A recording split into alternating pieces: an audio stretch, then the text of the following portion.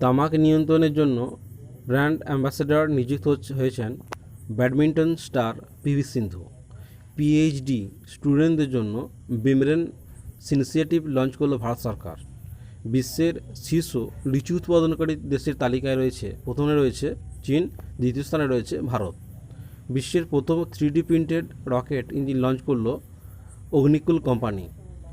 লিঙ্গোস্যাট নামে বিশ্বের প্রথম কাঠের তৈরি স্যাটেলাইট লঞ্চ করল জাপান। ফিলিপিন্সে ভারতের পরবর্তী রাষ্ট্রদূত হিসাবে নিযুক্ত হলেন হর্ষ কুমার জৈন। রুদ্রাম-2 নামে অ্যান্টি রেডিয়েশন মিসাইল সফলভাবে পরীক্ষা করল ভারত। স্টাফ সিলেকশন কমিশনের চেয়ারম্যান পদে নিযুক্ত হলেন রাকেশ রঞ্জন। সন্ত্রাসবাদী তালিকা থেকে তালিবানদের বাদ দেবে রাশিয়া।